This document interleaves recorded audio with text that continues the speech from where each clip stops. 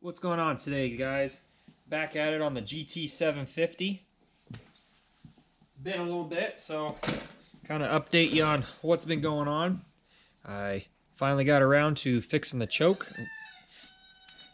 on this guy. Croyle, amazing product. I just put it on the little choke valves on there and let it sit for a couple days and put a little bit more on, let it sit, and then next thing I know, it's working. Went ahead and replaced the rubber intake boots because the old ones were hard as a rock. I will say it's still kind of a pain in the butt to put the carbs on to the heads. It's a lot easier for me to bolt them or put them on the carburetors and screw that down, put a little grease on the intake part of the head, and then push them on. They go right on for some reason. Baffles me how that works. Anyways, so today I'm going to try to start it. I fixed the leak on the other carburetor. Put a new copper crush washer on it. We seem to have an audience outside. Sorry for that. I've had a heater going on the motor for a couple hours now. I don't know if it's done a lot of good, but it's warmed everything up, hopefully enough that'll make it easier to start. I've been putting a little bit of gas into the fuel line, trying to prime everything up. Charged the battery last weekend.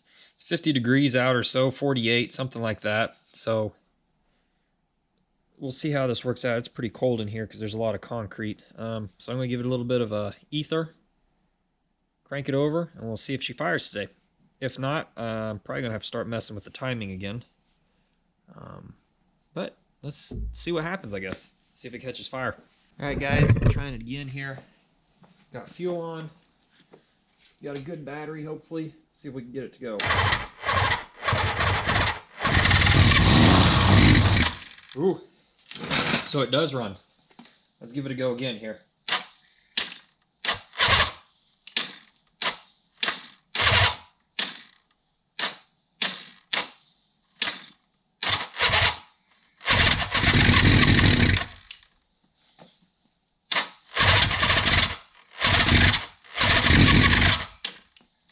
Really close.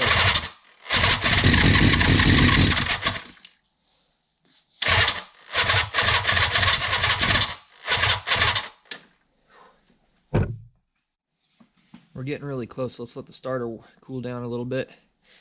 Maybe give it a little bit more ether. Come back. All right, let's see if we can do something again here. I don't know if I should have the choke on or not, so.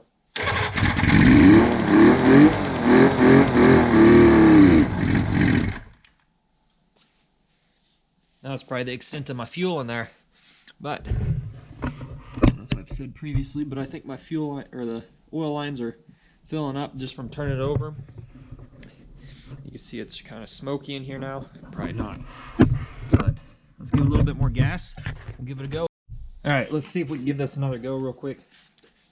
Take that screwdriver out. See if we can get her to fire again. Oh, had it.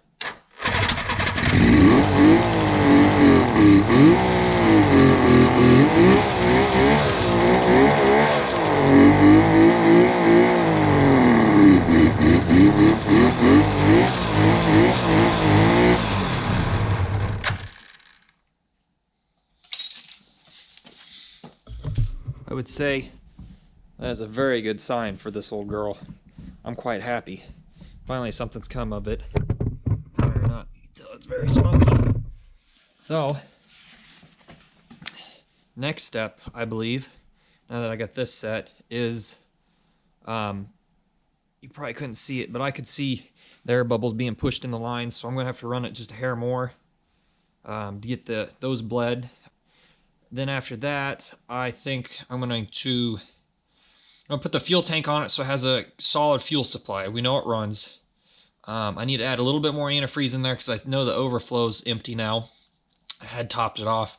I'll have to pick up some more 50-50. I trust my mixing, but being as this bike is probably the most expensive bike I own, as I feel, maybe not so much right now, but I'd like to have a good solid mix in that because normally I mix everything on my own.